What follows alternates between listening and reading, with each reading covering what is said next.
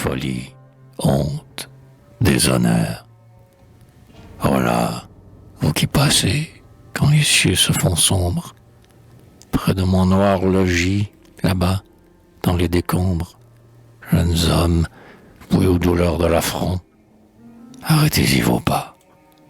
Plus sûres sont les ombres, qui n'a pour tout toit que la peau de son front. Il n'a fait jamais bon défier la tempête. Elle gronde.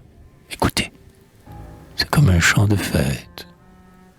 De fête échevelée, où la voix du tambour absorbe son joyeux. Sistre, harpe, trompette, soupir, bruissement de longs baisers d'amour. Entrez donc, cette nuit promet d'être orageuse. Vous voyez, son dent gris se sillonne, se creuse, sous le carreau blafard de la foudre en courroux. Entrez, mon seuil est noir, et sa forme hideuse, comme un manteau de fer, vous protégera tous.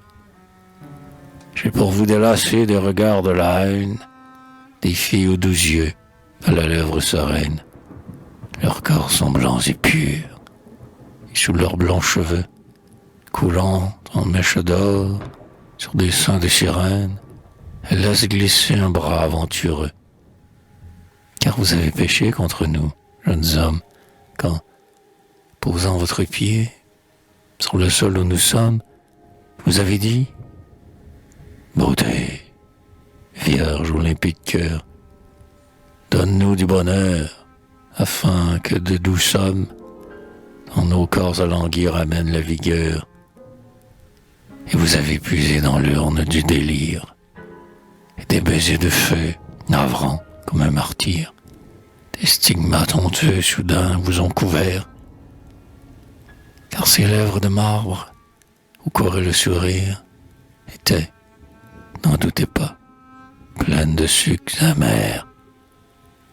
Ne cherchez donc jamais à confier vos vies aux mains, au lourd regard de ces pâles harpies, que Satan, pour vous perdre, ameute contre vous.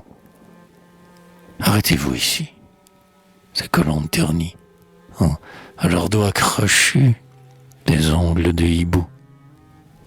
Entrez donc, cette nuit promet d'être orageuse. Voyez, son dent gris se sillonne, se creuse, sous le carreau blafard de la foudre en courroux. Entrez, mon seuil est noir, et sa forme hideuse, comme un manteau de fer, vous protégera tous.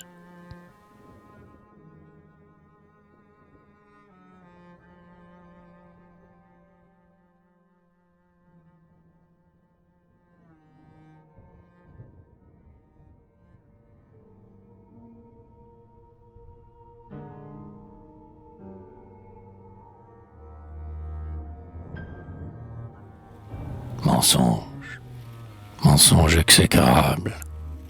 Celui qui leur parlait ainsi, sur une face abominable, portait le sceau d'un long souci. Pour se les rendre plus propices, il leur dit les grandes délices que n'avait certes pas son bouge de malheur. Or, quand l'orgie ardente et folle, il fait taire chants et paroles, pour un métal infâme, il ordonne à sa sœur.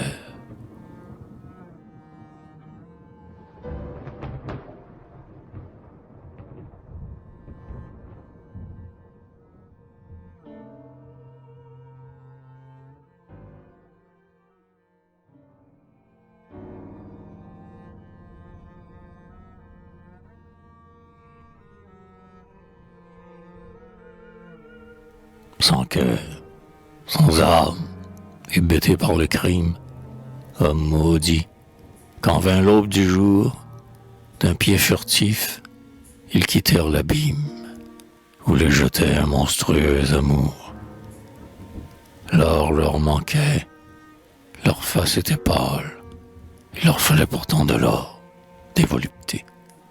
Ils durent mendier, leurs prières brutales, calmèrent en rien leurs désirs effrontés. leur poignard leur restait. C'était une ressource. Eh bien, se dirent-ils, arrêtons dans leur course le pèlerin tardif ou l'obscur voyageur. Traquons-les dans la nuit, lors d'une riche bourse tombant entre nos mains, nous portera bonheur.